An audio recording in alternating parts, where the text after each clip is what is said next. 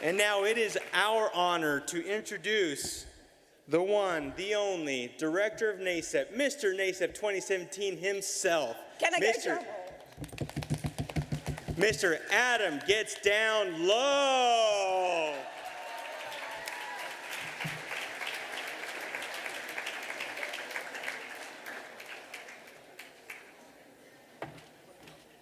That was fun. We are definitely going to do that again next year. Good morning, NACEP. I didn't hear that. No. Now that you have built up all this positive energy, I'm going to stand up here and bore you for a few minutes. So, recently I saw the sun disappear completely behind the moon. Who else here spent a minute or two in the totality? Yeah? Wow, that is amazing. Okay, how many of the rest of you donned some of those cool glasses or made a pinhole camera and saw partial?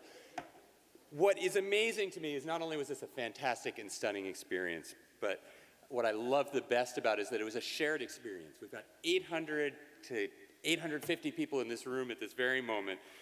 And I went to a community park in just outside of Charleston, South Carolina, where there were over 100,000 people who came to watch the eclipse that day. And here we sit now in this packed full of room, and we all have, maybe not all, but the vast majority of you have shared in this powerful experience. Now, it's hard for us here to compete with Mother Nature, but I nonetheless hope that over the next 2 days, this is not just a learning experience for you, but a shared experience where you each are part of this vibrant and dedicated community. Our organization was founded by individuals who were running isolated concurrent enrollment programs across the country and craved to be part of a larger community and movement. NACEP has grown considerably in the 2 decades since those few dozen pioneers found each other on the sidelines of other conferences. Nonetheless, we very intentionally try to keep this to be a warm and welcoming community, one where those of you who are attending a NACEP event for the first time feel that you are part of a shared, meaningful experience in a community. So make a point of getting to know somebody new. By the time you exit those doors, don't exit yet. We've got a great program for you this morning. Last fall, NACEP's leadership set a bold new course for our organization. In adopting this vision statement, this vision for the future, to guide the work that we do, our board of directors decided to help shape the future of the field of concurrent and dual enrollment. Embedded in this very carefully constructed phrase are 5 key principles that are necessary to achieving this vision that begins with a very telling first phrase: all high school students. That's a capital idea, don't you think? We know that concurrent and dual enrollment is a highly successful strategy to increase student matriculation and success in college. Collectively, numerous, about a dozen now that are statewide or multiple institutions that are taking place in over a dozen states show positive, statistically significant effects when high school students complete college courses on a variety of outcome indicators. This evidence base has grown so large that in the past year, the What Works Clearinghouse reviewed dozens of studies against their strict criteria and found a medium to large evidence base that shows positive impacts. They don't find that very often when they investigate a topic. But if we don't harness these successful programs for the benefit of low-income, minority, and first-generation college students, they will only further the educational attainment divide rather than being a tool to bridge that divide. And that's why this emphasis in our vision statement of all high school students. But the next phrase, preparation, is key. I think that's also a capital idea. No matter how much we increase the availability of these courses, it is critical that we leverage these post-secondary partnerships to create a college-going culture in our high schools that prepares all students in every high school for post-secondary education, whether in a specific career area leading to occupational credentials or in general education pathways leading to associate's and bachelor's degrees. Tomorrow morning, you're going to hear from leaders from the superintendents and the community college associations about the critical need for deep and meaningful partnership between these two sectors to address college readiness. The third principle in our vision statement is access. If you look at the last 60 years of growth in these programs, broad access has not always been the focus. Arkansas over there, your 1991 statute, it was one of the first state statutes for dual and concurrent enrollment, listed the purpose to ensure that student geniuses are eligible for college credit courses. Now that rules me out for sure. But clearly we don't want to limit these programs solely to Sheldon Cooper and Doogie Howser. Now that's a capital idea, don't you think? Some of our concurrent and dual enrollment's greatest benefits are seen when these less risky early college experiences are utilized by students who are college-bound, but for whom degree attainment has been too elusive. To scale up student access to high-quality dual and concurrent enrollment programs, college courses need to be delivered to students in a variety of ways, including at local high schools, at career centers, at college campuses, and through distance education technology. While NACEP has traditionally focused on the concurrent enrollment model, where a college-approved and trained high school instructor delivers that college course, we have committed to expanding the scope of our activities to include other models of dual enrollment. You will see that throughout the program over the next 2 days. We are not abandoning concurrent enrollment as a focus. That model has the benefit of being a low-cost, scalable program that can reach large numbers of students. But programs committed to increasing access need to utilize all the dual enrollment tools in their toolkit to best serve students. And we need to remove barriers to entry for students that are based on shifting them to ones that are based on eligibility, on demonstrated performance in the subject that they're taking, on ensuring that the cost of participation is free or significantly reduced for low-income and middle-income students, and by making courses available in both general education and career and technical subjects to serve the myriad of post-secondary college trajectories that students will pursue. And lastly, reducing unnecessary gatekeeping measures that are preventing students from accessing these programs. This is why I'm thrilled that we're going to kick off the conference featuring Colorado's successful efforts over the past 8 years to overcome these barriers to increasing access, so that now 30% of the state's juniors and seniors are participating in dual and concurrent enrollment. The fourth principle embedded in this vision statement is success. As their first experience with college courses, dual enrollment students gain exposure to the academic challenges of college, but to succeed, they need appropriate collegiate-level learning resources, student support services, and advising. As programs extend their reach to a broader range of students than we have historically served by them, the importance of student advising is increased. Now that's a capital idea. NACEP's Accreditation Commission agreed, and this year, adopted a student advising standard as a benchmark for high-quality programs. Our old standards merely required programs to publish a handbook for students. Our new standards goes beyond that, requiring a much more active advisement so that students are informed about the benefits and implications of taking college courses. Last phrase in that vision is quality college courses. To ensure that college courses offered to high school students are of the same high quality and rigor as those courses that they're taking on campus, all institutions should follow NACEP's national standards of quality for concurrent enrollment courses and uphold high standards for other models of dual enrollment as well.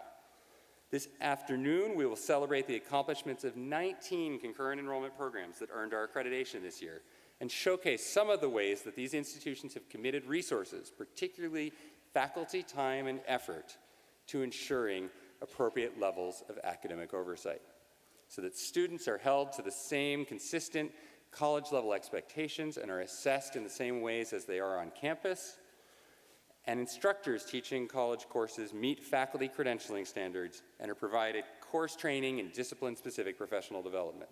A capital idea, don't you think? So it is no coincidence that NACEP is holding this national conference in our nation's capital in this year of government transition. While the innovation and support for these programs will always be strongest at the local and state levels, it is critical that the momentum that you have built for our movement back home is supported here in Washington. I am pleased to report that we continue to see strong interest in supporting our work by the policymakers here in DC.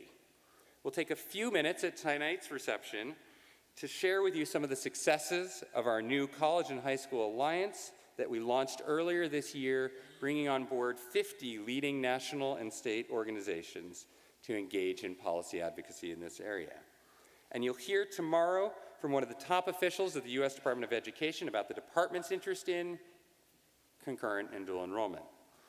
We have a last-minute addition to our program tomorrow afternoon. One of our biggest supporters in Congress, Representative Jared Polis of Colorado, wanted to come by to share his appreciation for your work. And if you are ready to delve into this world of federal and state policy, there's over a half dozen policy presentations flagged in the next 2 days on your program and in the conference app. Even more powerful are the 100 of you who are sticking around for an extra day on Wednesday for a day on the Hill, visiting nearly 100 congressional offices from over 24 states to help inform congressional delegations about the benefits of concurrent and dual enrollment and the challenges that our programs face. Your contributions will be invaluable in building momentum in DC for this work. We've got momentum behind our movement these days and need to seize this opportunity. Concurrent and dual enrollment truly is a capital idea. But what is really a capital idea is for me to exit the stage and let you hear from our dynamic keynote speaker and 3 inspiring students. To launch that session, please welcome to the stage the dual enrollment czar of Montana and NACEP State Policy Leadership Committee Chair, Amy Williams of the Montana University System.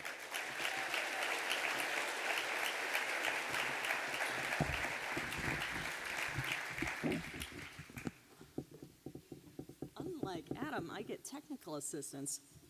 Good morning, NACEP. Now, I heard the state roll call. I think you guys can do a little better. Good morning, NACEP. There we go. Now we're ready to start. It's always exciting to be here at the annual conference. It's definitely the highlight of my academic year, and I love connecting with friends that I have both old and new. As Adam stated, I am the czar of dual enrollment in Montana. No, as Adam stated, I am the state policy chair for NACEP, and every year we hold a pre-conference workshop that focuses on, surprise, policy issues. And these are policy issues that are both emergent in our worlds and also recurrent. So this forum allows us, those of us that are working in policy and with our state leadership, to connect with colleagues and share about the critical issues in secondary and higher education that are impacting the world of all of us here in the room today. And while the issues and the states that we represent are diverse, I'm always impressed with how we share a common commitment to improving the world we live in through education. This morning's speaker's work exemplifies this same commitment. She is a staunch and unflinching advocate for students, all students. She's driven change in the education landscape as Deputy Undersecretary at the U.S. Department of Education in the Obama administration, and in numerous impactful roles in Louisiana's higher education realm, and policy and advocacy work here in D.C. Last February, she was appointed Executive Director of the Colorado Department of Higher Education by Governor Hickenlooper. I, quite fortuitously, had the opportunity to cross paths with her last month in Denver in an event that was showcasing an impressive collaboration between education and industry in that state. They are working on some innovative and exciting models that value students, value work experience, and value dual enrollment credit. It is quite evident after my visit to the state that in Colorado, she is continuing her work to ensure that opportunity for all is the reality of this nation and not just a slick soundbite. So please join me in welcoming Dr. Kim Reed with a warm NACEP welcome.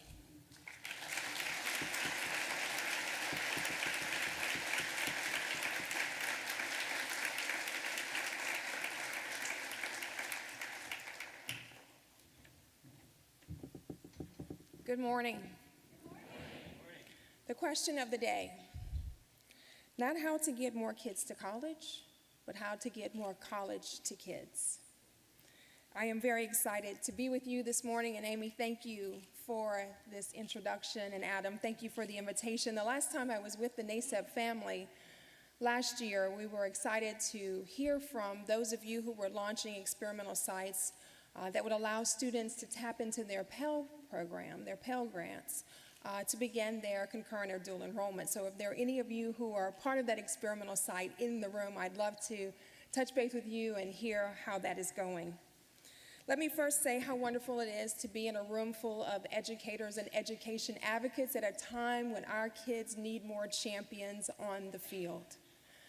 We believe in education because we know that it is not only foundational for our democracy, but transformational for our students, for their families, and for communities. And so I'm pleased to have a conversation with you this morning about education and opportunity in America, in each of your states, and our responsibility to move this ball forward, to advance this work for our students. And when we think about higher education, we know that it needs to be affordable, attainable, accessible, and equitable. As Amy said, we have to make sure that opportunity for all is not just a great saying, but is a great reality. And your work, our collective work, can make that happen for the amazing students that we serve. And you're in for a treat because we have 3 dynamic students with us here today. All of us understand in this room the significant impact of higher education on our social and economic vitality. There is no debate if you believe in facts. There is no debate that higher education is worth it. Now, I realize that, and I will acknowledge that everyone has not bought into that idea, and that there is a significant headwind and questions that continue every decade, every couple of years, to ask, is higher education worth it? If not higher education, if not something post-high school, then what in this knowledge and technology-driven economy? Do we want to make sure that citizens have an opportunity to contribute, or that they are contributing to society, or that they are in need of state benefits and state support? Do we want a sluggish economy, or an economy that is vibrant, that's focused on innovation and entrepreneurship? Do we want to close economic gaps, equity gaps, or do we want to accelerate those gaps in this country? We must not step back when it comes to advocating for something post-high school of quality so that more individuals have an opportunity to contribute to this knowledge economy. And it will take all of us amplifying why higher education is important. You know a credential of value is not a maybe, but a must in America today because you see this work. You are witnesses on the front row of this work, and you are advocates to advance this important work. And for those who need reinforcement or reminding, the Georgetown Center, our friends there, are putting out a report month after month about the importance of higher education. And one of my favorite talks about what has happened since our recession. 11.6 million jobs have been created since the recession. 11.5 million of those jobs have gone to individuals with a credential post-high school. So yes, college is worth it, but it's worth it if you finish what you start. And all of us in this room believe that not only is it worth it if you finish what you start, but it's smart to start early in concurrent and dual enrollment. Speaking of the start, I think we have come a long way, baby, since the 1985 movement that Minnesota started, focused on dual enrollment. And their march towards dual enrollment was not just for, as Adam mentioned, those stellar geniuses, but students who did not have a strong academic background and those interested in career and technical education as well. Fast forward over 30 years, and here we are. Almost every state in this country has some policy around dual or concurrent enrollment, and in this room is witness to that. Over 47 states that are here in the roll call. That is the number of states, according to ECS, that have some state policy in concurrent and dual enrollment. So I don't know which 2 states are missing, but let's go get them. 3 states are missing, let's go get them. When we look at the fast facts that NACEP has on their website, from 2010, 14 million high school students were participating in college. 10% of the high school students in our country, 82% of the high schools participating, 30% of the dual enrollment programs include CTE. Now, that's important because we want to make sure that students' aptitude and interest is what is leading their decision to get on a pathway. And we know that every student needs to be on a path to prosperity. And as Adam was talking about shared experiences, I thought about our common interests when it comes to concurrent and dual enrollment. Why do we focus on this important work? First, we think of it as an accelerator, and second, as a validator. So for us, in terms of the accelerator, we know that for our students, getting on a path early, getting that exposure, saving time and money is important. But also important is that validation, that you can do it, that you can do college, that with support, you can be successful. And we think that both the accelerator and the validator role are important. But we also have to recognize, and I know that you will in this conference, the conversation around the top 5 concerns that we hear, and I'm sure you're hearing in your states. First, the big question on quality and rigor. Is it college or college-like that our students are receiving, and how do we ensure that they have a robust experience? And I know that NACEP is focused on quality, and all of you will be talking about that, and I think that's important. Second, who pays? And how do we think about making sure that concurrent and dual enrollment and the finances behind it are not a barrier, that more students can participate and that programs are sustainable? Third, who teaches? Whether it's a high school student or college professor, who is teaching the students, and how do we make sure that we have as much robust education as possible so that we can meet the demand and grow the demand from 47 states to 50 states, and in our state from 30% to even more of our students having access to that program. Fourth, who enrolls? An important question for us. Who enrolls? How do we think about concurrent and dual enrollment? Not just in terms of the student success of the programs, but looking at the recruitment and the promotion of the program. Thinking about this idea of soft bigotry, of low expectations, and making sure that we are not having a conversation in our states and in this country that says dual or concurrent enrollment is great for this group of students, but no way is it good for this group of students. We have to ask that question, and we have to call the question on if we are having equitable opportunities when it comes to dual and concurrent enrollment. And finally, who accepts the credit? Obviously, we want to make sure that parents are thinking about concurrent and dual enrollment, and we are thinking about the importance of them saving time and money, this accelerator and this validator. But obviously, the assumption in early college or an early college experience, built in that assumption, is that the college will take the credit. And so how do we have those conversations about alignment and conversations between K-12 and higher education as we are having in Colorado? As I mentioned, in a few minutes, you will meet some phenomenal students, and certainly students' lived experiences tell us so much about how to do this right and how to get better at the work that we do. But first, I'd like to tell you a little bit about the Colorado story, and I cannot take credit for it. I'm just happy to be one of the soldiers on the field. This is my 8th month in the position, executive director, but there are many people, Kim Post and others who are in this room, who have been at this work for some time, who have been advocates for students and understand about this question, not just getting kids to college, but getting more college to kids. So for us, we know that there's a lot of conversation, and Amy was there with us, and a lot of conversation about the future of work, the future of our economy, the future of technology and what it will mean, and in Colorado, the future of where Amazon will be headed. Lots of conversations about the future. But as policymakers, we are focused on what matters. We have our eye on the ball in terms of moving educational attainment forward. And so we know in Colorado, as you do, the high school diploma is now the floor, not the ceiling. The knowledge economy has changed the game when it comes to education.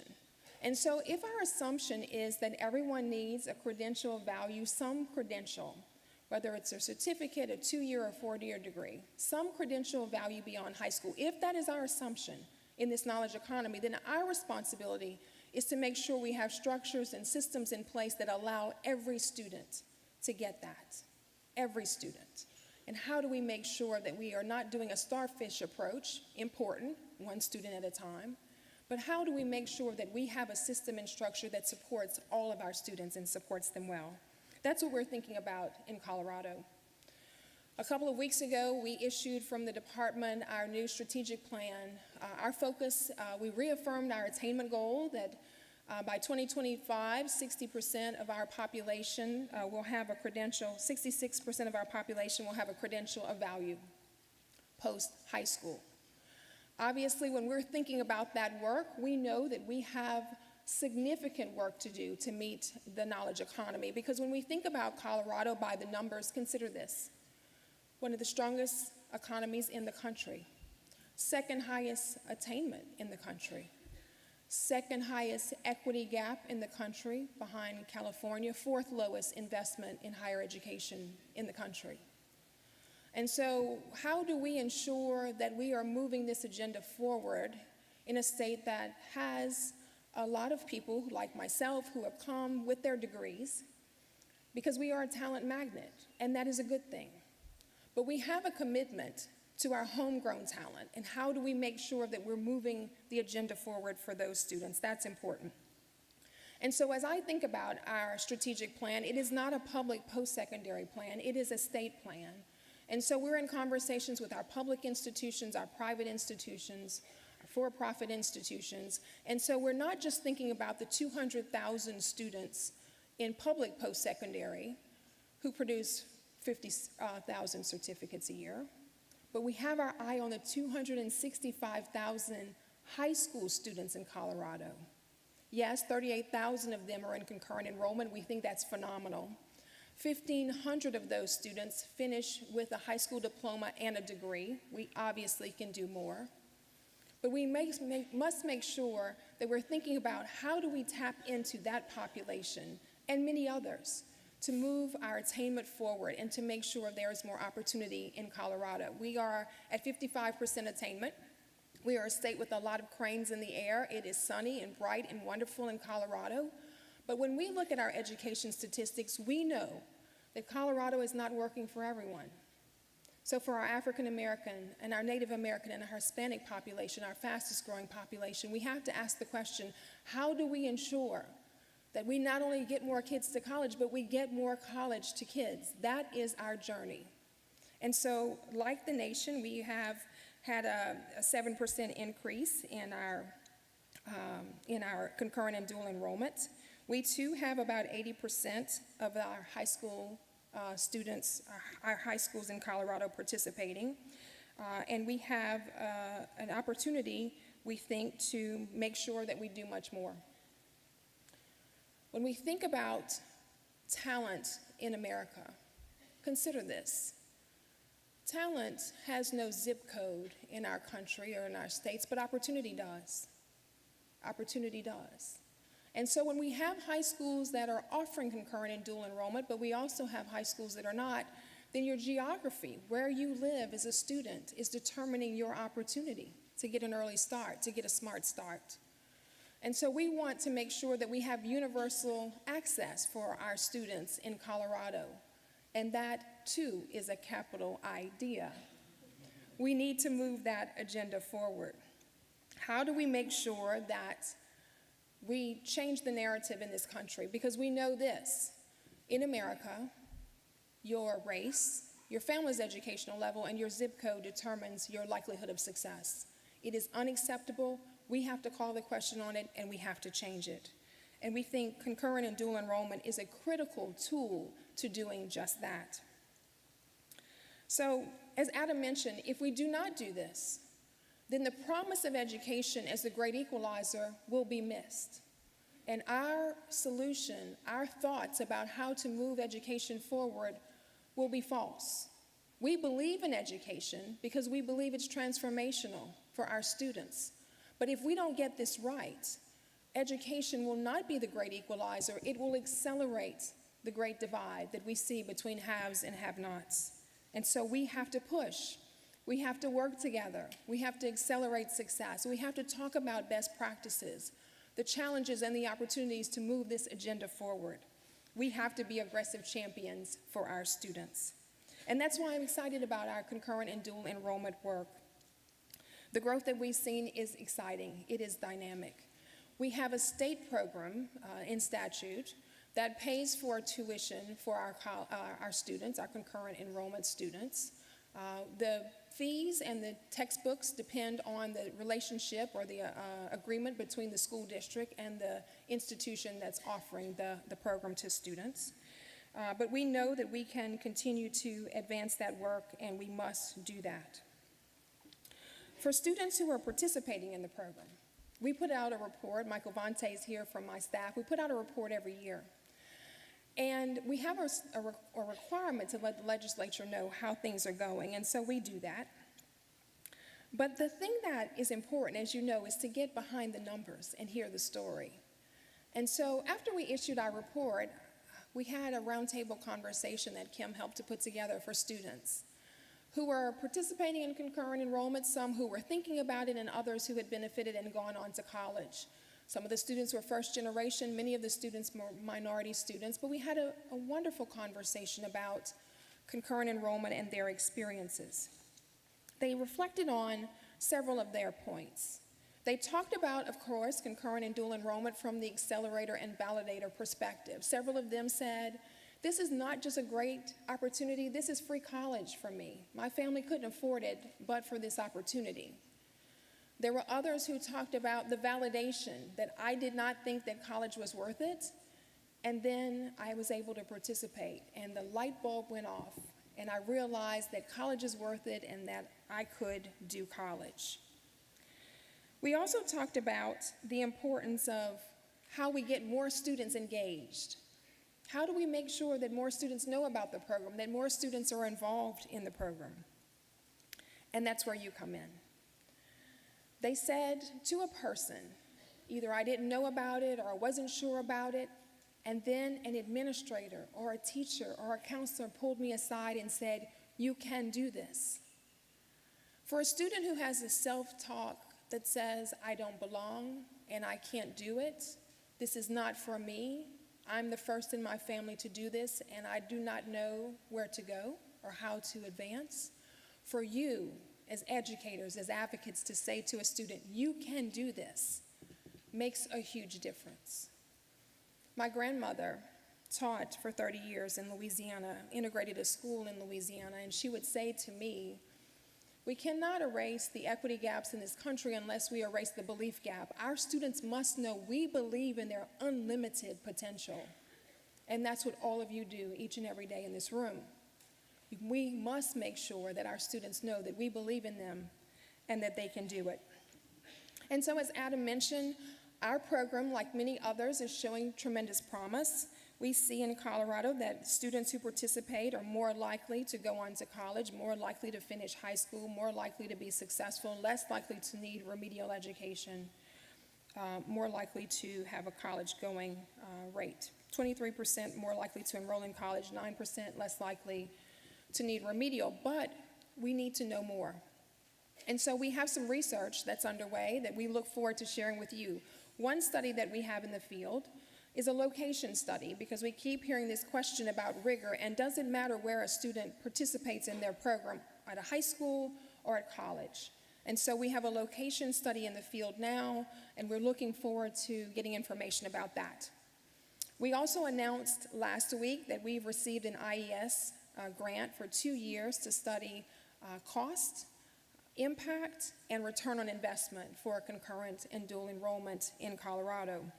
And so we're looking forward to getting that information and sharing that information with you. And when we think about our horizon issues when it comes to concurrent and dual enrollment, as I mentioned, we have our eye on the 265,000 high school students and how do we accelerate their participation so that more students finish high school with a credential of value. The second thing that we're thinking about are barriers to cost. As we mentioned, our state program pays for tuition. But as you know, textbooks can be a significant expense. We have a legislative requirement to study open education resource, And we're thinking about that not just for our college students in their general education courses, but for our concurrent and dual enrollment students as well. So if any of you are working on OER or have started with OER for your dual or concurrent enrollment students, please let us know, because we're thinking about how can we get on that path as well. As I mentioned, we are excited about our program growing. Our growth that we see is with our rural students and our minority students, but we also see equity gaps when it comes to our program. 55% of our concurrent enrollment students are white, 23% Hispanic, African American 3%, and under 1% Native American. And so we have to make sure that we are continuing these conversations about who has access, what do they have to pay, who's promoting the program, and who are we promoting this program to? Because if we want concurrent and dual enrollment to be the great accelerator and the validator, we have to make sure it's available to all students, all races. As Adam mentioned in the vision statement for this organization, this question of all, this question of quality, this question of access, we have to think about those things together. And so I'm pleased to see that in this conference, as I looked at your agenda for the next few days, you will be talking about all of the issues that we are hearing about. Questions of quality and rigor, finance, who teaches, who pays, what about credit, how do we align our programs, how do we support high school teachers so that more students can have access, how do we think about urban versus rural accessibility, and the kinds of alignments that make these programs hum and allow them to go forward for our students. We have to ask the tough questions. We have to dig into the issues, and we have to learn from each other. And I know that you will be doing that. So that means that we have to continue to invest in this good work. We have to continue to share our research. We have to continue to advance the ball for our students. But I want you to know what you do matters. Your actions and your words make such a difference.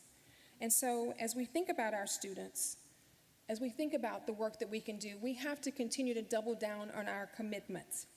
Failure is not an option because talent development in this country is a must in our state, in each of our states, as we think about who's participating in this knowledge economy. So that means that what we do, our commitment, the questions we ask, the work that we do, the policy work that we advance here in DC and within our states is very important. I'm honored to hear that Jared Polis will be here, and we need more champions like that and others who are involved, who are engaged, and who are thinking about, is there a federal solution to accelerate the state work and the local work that we are doing? And so I came today to share a little bit about what Colorado is doing, but most importantly to say thank you. Thank you for being champions for our students. We are grateful for the work that you are doing. It is an honor to be in a room with all of you who are focused on this work and who are asking that question each and every day, not just how do we get more kids to college, but how do we get more college to kids? Thank you.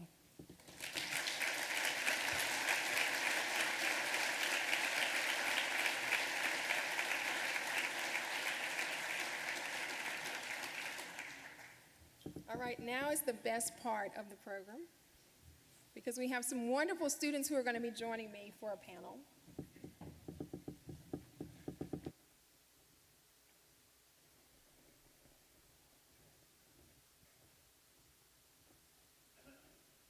All right, I think this mic is going to work. There we go. It is my honor to introduce you to three students. We're going to have a little panel conversation about their concurrent and dual enrollment experiences. So first I have Brandon Lambert. Brandon is currently a student at Virginia Tech. He's interested in business development. And Brandon, if my notes are correct, graduated from high school with his associate degree. Yes, ma'am.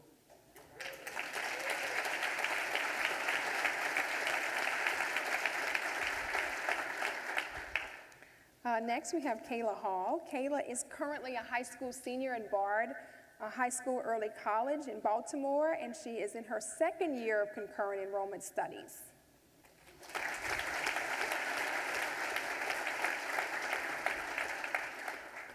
And last but not least, Oliver Martinez-Reyes. who is currently a student at the University of Denver in Colorado. He is interested in accounting. He benefited from 2 years of concurrent enrollment, his junior and senior years, and he participated.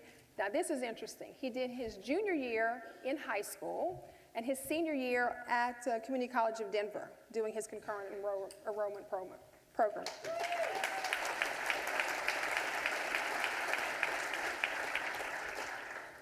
So, let's get started. Thank you all so much for being here. As I mentioned in my comments, your lived experiences are so important for those in the audience to learn from you. And so I want to start first by asking, tell us why you wanted to participate and what participation in concurrent or dual enrollment meant to your academic journey. Well, I've always been very interested in business and leading a community and being able to put people together in order for us to accomplish a bigger goal. I've had that in me since about 5th grade. So when it was come time to apply for the county specialty centers, the Advanced College Academy, which I was in, which I graduated with my associate's degree in, was available. And this was the first class. It was a guinea pig class where we were able to go through it, and we were able to trailblaze this particular system. And I mean, it seemed advantageous, and I applied, and luckily I got in, and I haven't regretted it since. I don't think there was luck involved in you getting in. Great, Kailah. Well, I actually started high school out at Baltimore Polytechnic Institute, and when I transferred to Bard, a lot of people were really shocked because it's like one of the best schools in Baltimore, but I think I was drawn to the liberal arts education, and Poly's more of an engineering track school, so I was interested in the liberal arts and the college courses because I knew that would drastically reduce the cost of college later on for me, and the time I would have to spend at a 4-year college would be drastically reduced. So a friend actually convinced me to transfer, and I'm glad I did because I get to experience different things that I wouldn't get to experience at a regular high school. The variety of the classes, the college courses, I get to take law and musical composition, so it's really a more well-rounded experience for me. Great. And Oliver? Definitely. Well, for me, as a first-generation student, my parents, the conversation of attaining a college degree was never a daily conversation. It was obviously we wish you the best, and we hope that you do pursue, but what really nourished and made my decision to enroll was having those around me believe in me, just like you mentioned in your speech. And I think that I can attest to validate that and just really see that because of that, I enrolled. I had a close friend who she enrolled in concurrent enrollment freshman year in high school. And each year, each semester, she was taking a class or two, and I just saw the amount of potential that she was able to obtain and just grow, and that really, helped me see that if she's doing it, I can too, because we came from similar backgrounds, and because of that, I took the leap and signed up, and ever since then, I don't look back, and I wish I did jump on the train earlier. Got it. So I want to start with you, Oliver, and we'll work back. I'll ask you a specific question and then other questions to each of you. You're the student on the panel to this question of quality and rigor. You're the student on the panel who has had an experience of participating in concurrent enrollment in a college setting and in a high school setting. So can you compare and contrast for us? And what about this question of quality? Of course. I think to answer the question, quality is definitely both the same. Quality is so much the same that for the longest time, until I finished the course, I thought that the professor who was teaching the class was actually a college professor, and I realized after 2 years later that it was actually a high school certified instructor to teach the college rigor. So that was just mind-blowing in itself. We received a syllabus just like in college. Obviously, the settings were different. It was at the high school setting, so I was very comfortable with my classroom. I knew where it was, the peers in it as well. But the education itself, when I got to the college level, it's really prepared me. I didn't feel that I missed out or that I was behind in some way. Obviously, transitioning into the college setting, just the atmosphere is totally different, meeting new people, but the quality, I would attest that is the same. We had the syllabus. It was 15 weeks intensive work, some online, some in class participation, and just continuing that expectation helped me transition into the college setting. So I would attest that the quality is the same. Talk to me about the expectation, Kailah and Brandon, about college. How did this program shape your expectation, or did it change it or accelerate it, or what was the impact on your expectation? Well, I planned to go to college beforehand. Around 8th grade, I knew I had to get somewhere and learn how to manage people better.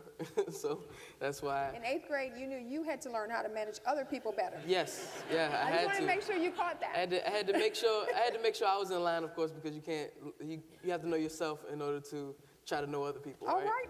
So I knew that college was an option, but I didn't know that paying for it was going to be an issue, or not a deterrent per se, but it was going to be an issue. And I see people coming out of college who didn't really know what they wanted to do, and they ended up being hundreds of thousands of dollars in debt.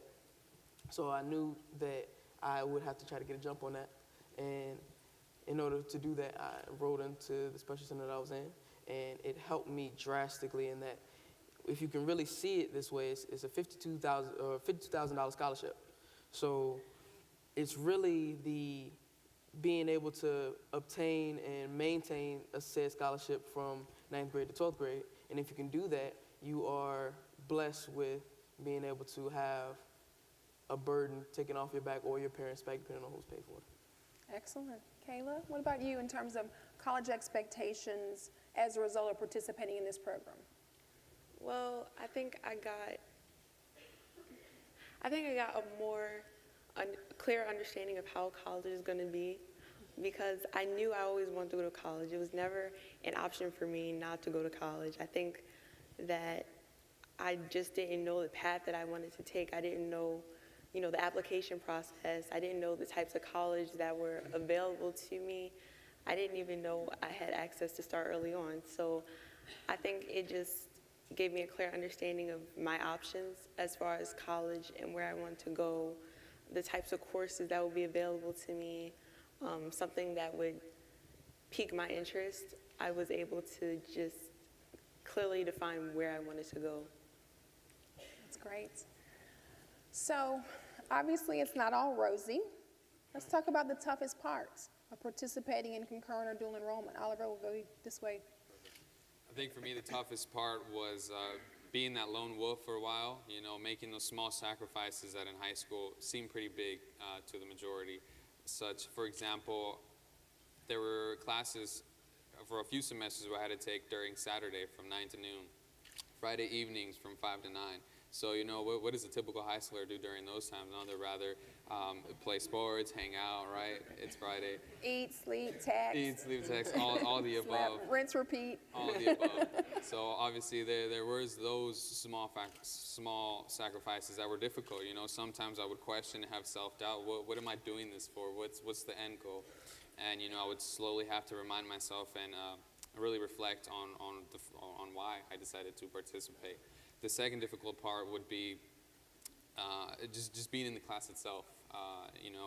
The quality and the content of the class, sometimes it's classes that aren't offered at the high school level. So you're literally in a room surrounded with new individuals you've never seen, as well as a professor, a college professor. So what does that look like? You're in there as a 17-year-old. You look like the youngest, and everyone knows something that's different about you, but can't put a finger to what it is yet until you start answering some of the questions. Just radiate awesomeness. Right. So that, I think there were moments, where I was challenged in a few classes, and the cool thing about my experience is you are a college student, so you have the same resources as anyone in there. You got a ticket to the seat, and you belong there just as everyone else.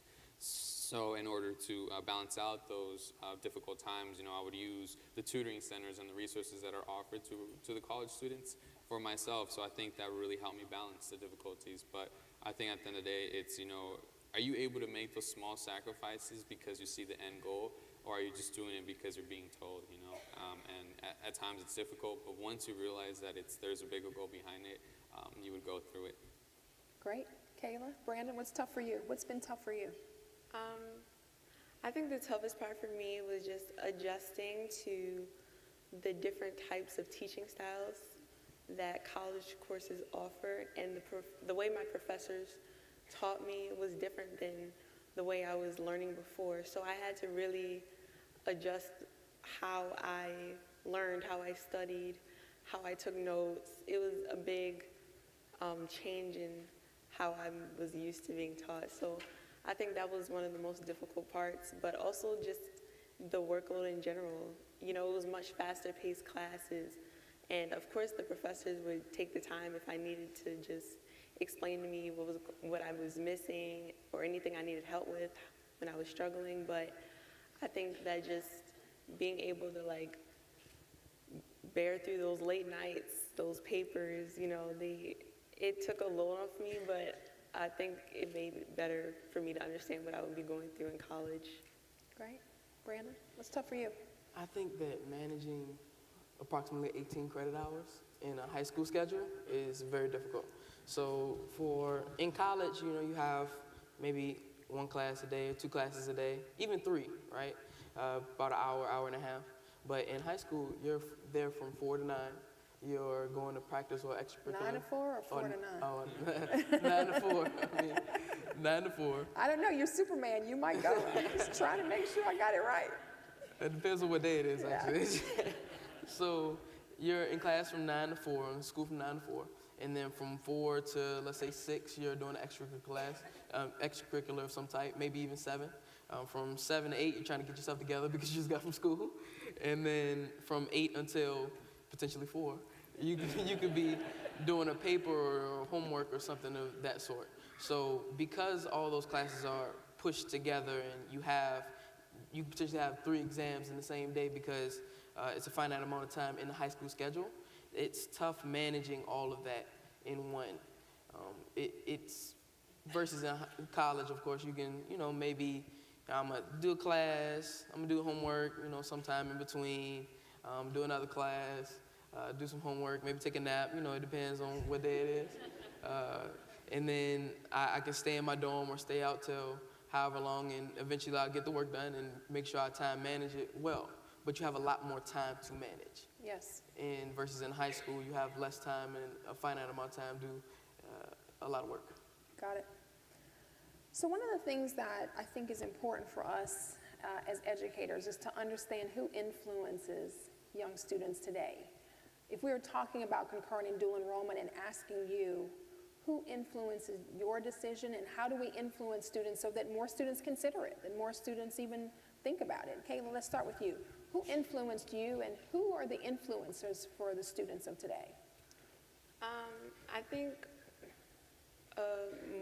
more students are influenced by the people around them, particularly like in the area where I go to school. Like people get their influences from other peers, other students around them. You know, how do you feel about this, or what's this like for you? And because they can relate to those students easier than a teacher or like a parent or something. But those people who are in the situations, they want to talk to them.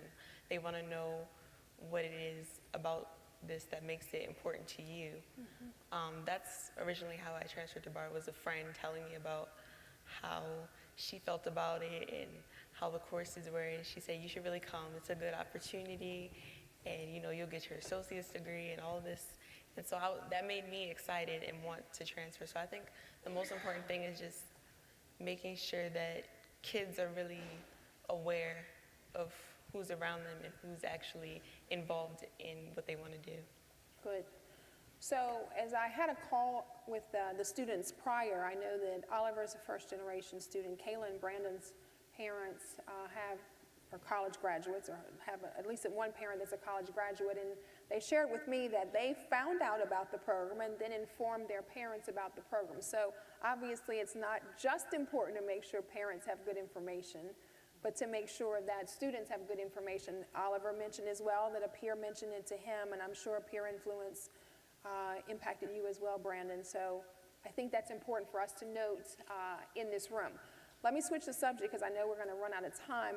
Tell me about the best part of concurrent and dual enrollment for you, Brandon. Well, we talked about this a little earlier. Yes, I want you to share it. But I actually have a little different, switched it up a little bit, okay? So, just a little You're bit. throwing me a curve. So All right. short term, of course, we ended up being able to do case competitions with our cohort, and I was able to relate the actual business sense to my administrative degree. But long term, I think it was the relationships that I built. So the networking of being able to be with 17 other like-minded people who were on the same track and who were determined to be able to get their associate's degree throughout everything that they did. There were other people who were doing, like, got scholarships for basketball, so they were committed to that. So the driven people that came out of that program long term was probably the best for me. Great. Oliver, you have a great story too. Definitely. I think the biggest piece that I experienced with concurrent enrollment is the relationship building with professors. I would always ask seniors as well as, college students, what is it, that can separate you when you go to college? And the biggest advice that I got is really get to know your professor, because they're there to help you, support you, and really push you to that next level.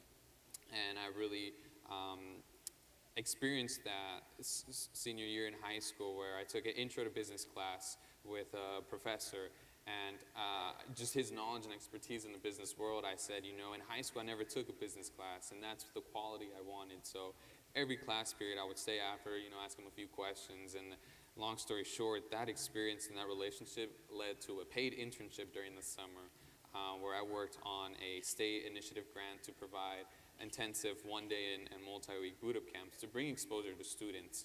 And just seeing how involved I was at the community college campus of Denver as a high schooler, I think, that's a big, not only resume builder, but overall exposure and experience, and the opportunity to say that I'm giving it back. I don't have to be 20 years out in my career to start giving back. I can do it now. And that's been the most fun in my journey so far, having that experience. That's fantastic. So finally, I'm not sure if we're out of time, but I think are we okay? We're okay. Okay. 2 more questions? All right. Okay. So let me see. Kailah, tell me about the conversations that you're having with teachers and counselors about college. Okay. Well, our counselors help us a lot with the college process, just making sure we are aware of how to apply to college, what kind of colleges there are, how to research colleges for ourselves, different types of scholarships, the importance of financial aid. We talk about all of that, and it really does help, guide us as far as where we want to go. And I've personally talked to my counselor about, the colleges that I'm applying to. He suggested me some colleges to research and looked over my essay with me. And he's just really doing his part to make sure that I'm prepared and competitive when it comes to applying for college and getting into college. So I feel like students really benefit from having these conversations, because, I wasn't sure about where I wanted to go to college at first. I was always changing my mind about what I wanted to do with my life. But I think that I'm definitely on a clearer path than I was before. You're changing your mind about what you want to do in life, and how old are you? It's okay. I'm 17. It's okay. So Brandon, since you changed your answer on me, I'm going to change the question on you. For you and Oliver, I don't know about the other states in this room, but certainly in Colorado, when we focus on our educational attainment, a challenge that we see is around men of color. Not enough going, not enough finishing, not enough being successful. So for both of you, give us a sense of how do we crack the code on this issue? What does it take to make sure, specifically for men and men of color, boys in high school and on into college, how do we motivate, how do we reach that population? That was a good switch up. Right. First of all, Thank you. I think that motivating them, and like you said in your speech, just the belief that you can finish and that you can do it, and these opportunities are available. So once we see that we can do, like going to the case competitions, I know that I'm able to present to a group of people saying that, okay, well, I think that this business idea is good, and I'm gonna give it to you, and however you feel about it is how you feel about it. But those type of experiences, meeting business owners and being able to have conversations with those type of people and being able to relate to those people, it's seeing that they're just people. So you kind of make up an idea in your head where it's like, oh, this might be too big. This whole idea of owning a business or meeting a business owner might be too large for me to obtain. But once you meet those type of people and have that exposure, you see that, okay, I can do this. And now how do I do that? How do I get on the track to do that? And dual enrollment is one of the obvious ways of being able to get on that track. So once you expose people to things, especially men of color, Yes. then they'll be able to see the opportunities that are available. Great. Oliver? Definitely, no. I agree. I agree with Brandon. The first piece would be exposure. The second piece would definitely be building the confidence. I know, speaking from my community, we're really instilled to go to school, but when we look around to those around us, we don't see anyone who has in our family specifically.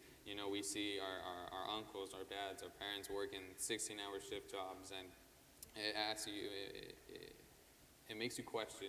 They're telling me to do this, but when I look around, no one else is doing it, so why should I? That's one of the biggest challenges. But I think, although we might be very naive and prideful sometimes as men, at the end, we always do need that support when we're seeking it, and we're seeking that confidence. And at the end of the day, individuals in my community really want to be at that position, to be a successful business owner, live that lifestyle that we see a lot of other families who have gone to college experience. And we really do want that, but it's difficult seeing that those around us aren't pursuing it. So the biggest thing to tap into our market, I would say, is really bringing that exposure of the long term, sort of walking them through the process, not just saying, college is important. You got to show them, college is important, and this could lead you to that job you want. Or what's your biggest benefactor? Where do you see yourself? Do you see yourself working for a 500 Fortune company? Yes, but I don't think I'll get there. Well, why not? Having those conversations and really outlining their path and just show them that, it really does take 6 inches at a time, Yes. to get to that end zone. That's what really helped me get to where I am. We see Hollywood portray this amazing life, and with technology and the way it's going, we see big innovators. I too love the entrepreneur industry, and the biggest thing that we hear there is, fail fast, move forward. That's right. Keep hustling, do your research, and I was able to translate that into the college setting, into the educational setting. But it's difficult for individuals to do that if they don't have someone that they can go to and have that relationship. And the biggest piece, I think, would be a strong mentorship. A lot of men need that mentorship from other individuals to see that they made it. We might not be able to relate to all individuals, but just seeing that and having that exposure really can catapult an individual. Great. Final question. If you had the opportunity to speak in front of a room full of educators and policymakers who cared about concurrent or dual enrollments, what would you share with them? Your work is transformational and it's changing people's lives. Please keep doing it.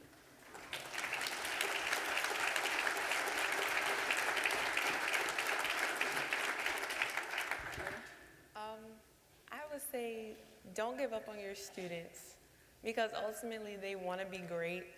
They just need an extra push. So don't give up on them.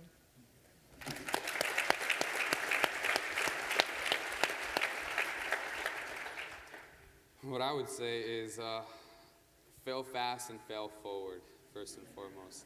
What does that mean? That means that, the risks that you guys are taking are, to an extent, the same risks that we as students are taking at the college level. You guys are going out there, putting your guys' faces, resources, time, and energy into creating something that you guys already went through. So, it's to these youth, is it working, is it not working? And I would attest that it is working as well.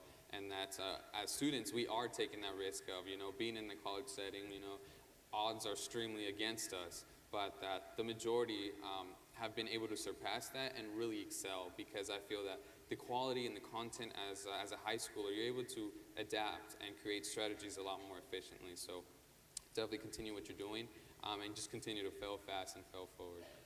Thank you.